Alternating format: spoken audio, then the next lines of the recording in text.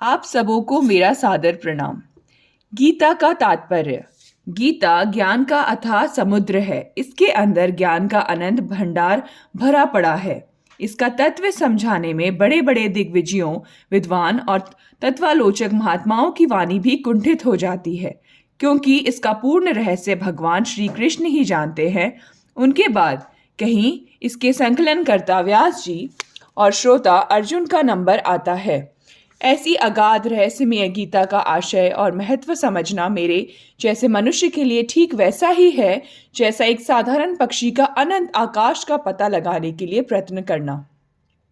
गीता अनंत भावों का अथाह समुद्र। रत्नाकर में गहरा गोता लगाने पर जैसे रत्नों की प्राप्ति होती है, वैसे ही इस गीता सागर में गहरी डुबकी लगाने से जिज्ञासुओं को नित्य नूतन विलक्षण भाव रत्न राशि की उपलब्धि होती है।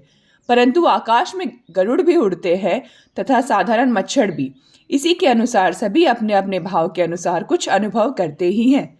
अतएव विचार करने पर प्रतीत होता है कि गीता का मुख्य तात्पर्य अनादिकाल से अज्ञानवश संसार समुद्र में पड़े हुए जीव को परमात्मा की प्राप्ति करवा देने में है।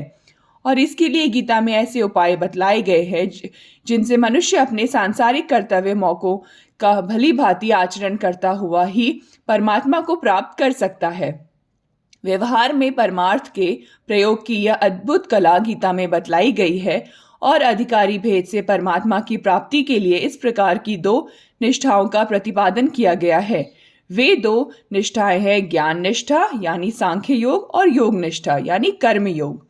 यहाँ यह प्रश्न होता है कि प्रायः सभी शास्त्रों में भगवान को प्राप्त करने के तीन प्रधान मार्ग बतलाए गए हैं, कर्म, उपासना और ज्ञान। ऐसी दशा में गीता ने दो ही निष्ठाएं कैसे मानी हैं? क्या गीता को भक्ति का सिद्धांत मान्य नहीं है? बहुत से लोग तो गीता का उपदेश भक्ति प्रधान ही मानते हैं और यत्र तत्र भगवान ने भक्ति का विशेष महत्व भी स्पष्ट शब्दों में कहा है और भक्ति के द्वारा अपनी प्राप्ति सुलभ बतलाई है। इसका उत्तर यह है कि शास्त्रों में कर्म और ज्ञान के अतिरिक्त जो उपासना का प्रकरण आया है वह उपासना इन्हीं दो निष्ठाओं के अंतर्गत है।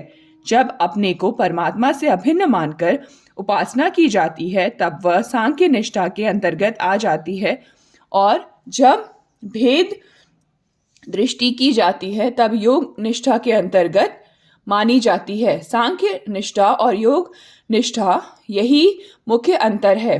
इसी प्रकार 13वें अध्याय के 24वें श्लोक में केवल ध्यान के द्वारा परमात्मा की प्राप्ति बतलाई गई है, परंतु वहां यह भी बात समझानी चाहिए कि जो ध्यान अभेद दृष्टि से किया जाता है वह सांख्य निष्ठा के अंतर्गत है और जो भेद दृष्टि से किया जाता है वह योग निष्ठा के अंतर्गत है। गीता ने भक्तों को भगवत प्राप्ति का प्रधान साधन माना है। लोगों की यह मान्यता भी ठीक है। गीता ने भक्ति को बहुत ऊंचा स्थान दिया है और स्थान स्थान पर अर्जुन को भक्त बनने की आज्ञा भी दी है।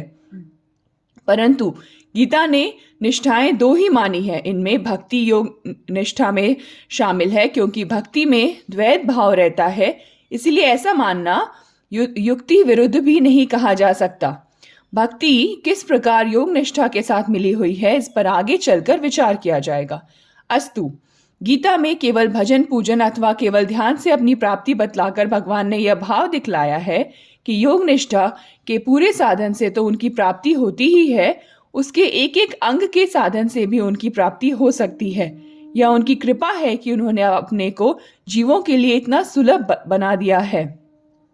इसके अतिरिक्त गीता में ज्ञान और कर्म शब्दों का प्रयोग जिन जिन अर्थों में हुआ है वह भी विशेष रहस्यमय है। गीता के कर्म और कर्मयोग तथा ज्ञान और ज्ञान योग एक ही चीज नहीं है। गीता के अनुसार शास्त्र विहित कर्म ज्ञान निष्ठा और योग निष्ठा दोनों ही दृष्टियों से हो सकते हैं। ज्ञान निष्ठा में भी कर्म का विरोध नहीं है और योग निष्ठा तो कर्मों का संपादन ही साधन माना गया है और उनका स्वरूप से त्याग उल्टा बाधक माना गया है। धन्यवाद।